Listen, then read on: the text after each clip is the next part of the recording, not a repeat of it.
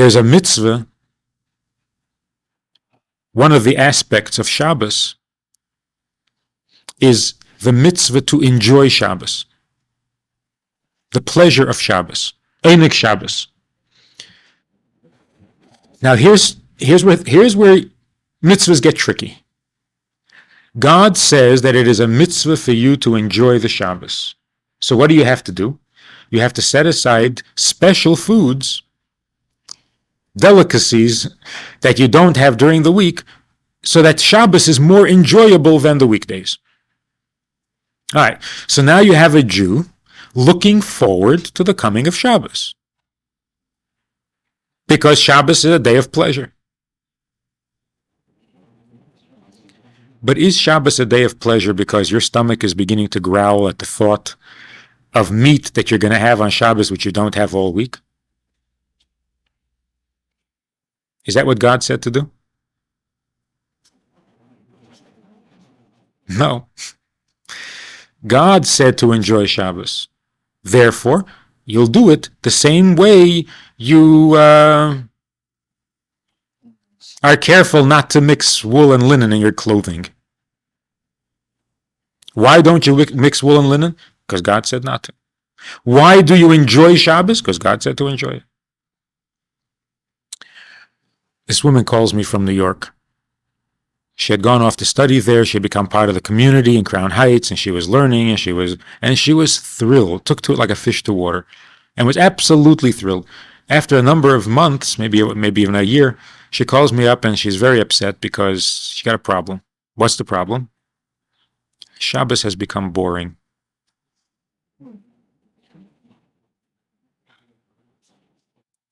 I said, so what's the problem? She says, I used to enjoy Shabbos. I used to look forward. Now I dread it. I don't like Shabbos. I said, so what's the problem? She says, that's the problem. I don't like Shabbos. I said, I don't understand what the problem is. So what's the problem?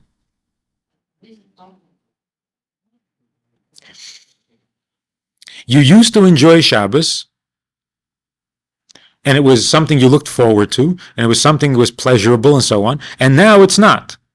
So what's the problem? God came down at Mount Sinai and said to people who never looked forward to Shabbos, he said to those people, make Shabbos pleasurable. And they said, what, Shabbos? I don't like Shabbos. So God says, I know. That's why I'm telling you. Make Shabbos pleasurable.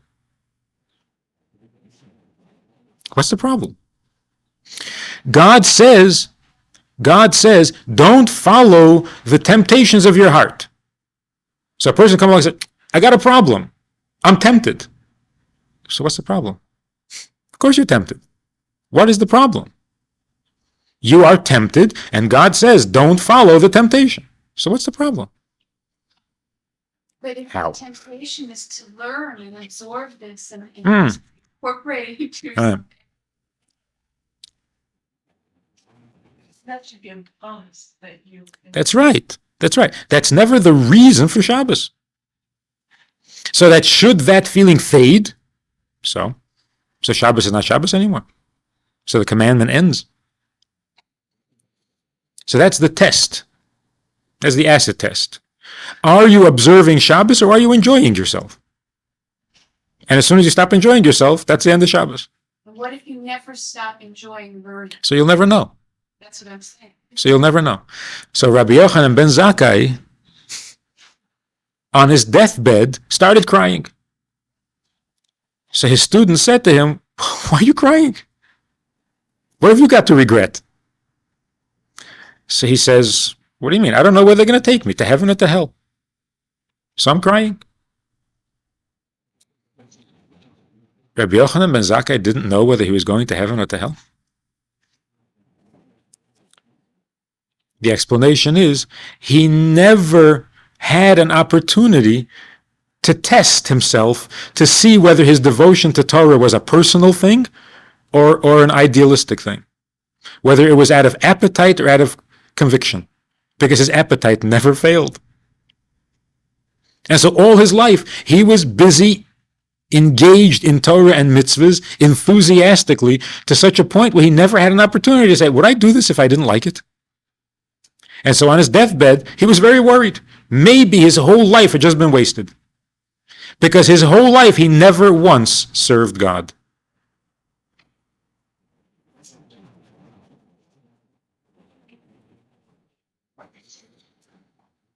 Of course, we know that he had nothing to worry about.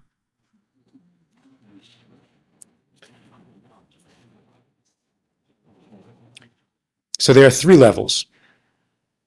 One level is where the person says, I need to know.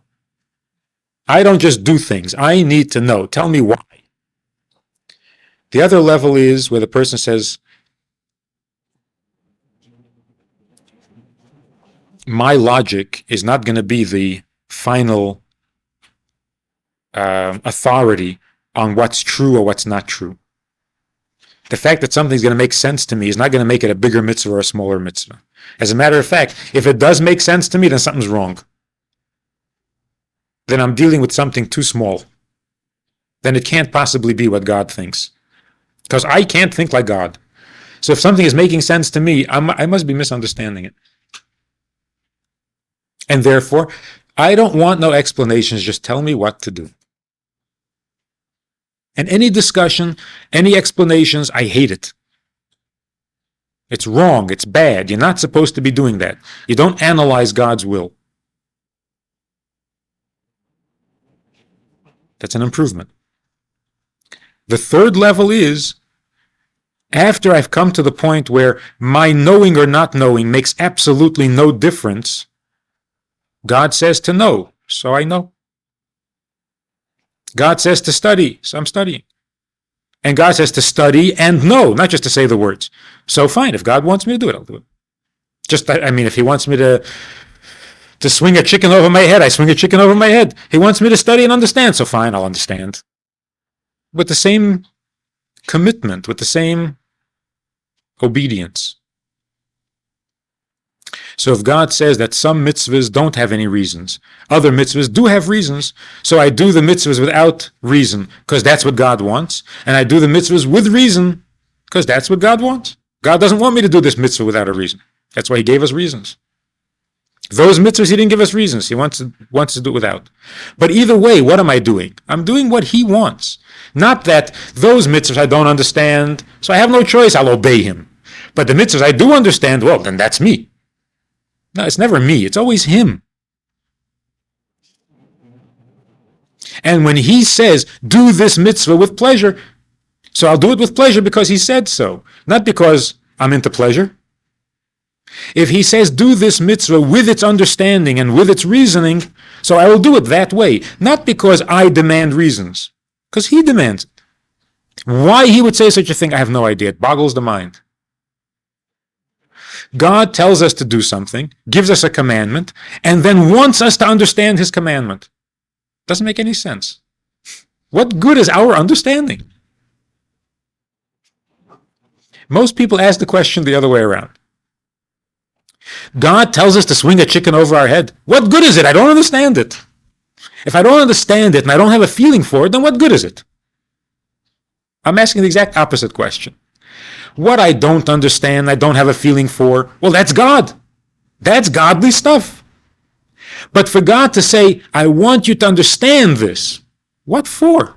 What good can my understanding possibly do? Does it make him feel better if I agree with him? He needs my reassurance.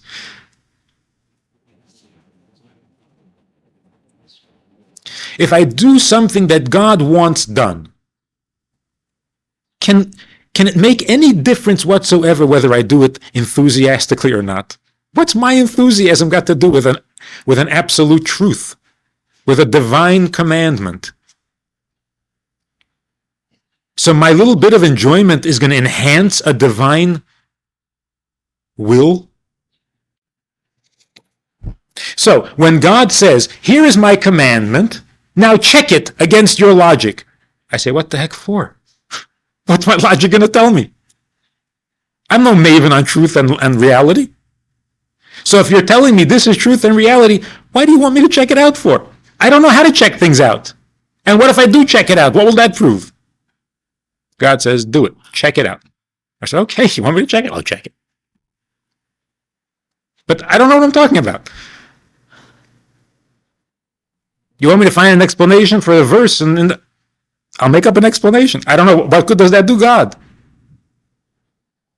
So, just as amazing as it is that God wants me to pick the worm out of the vegetable, I don't understand why. What is he?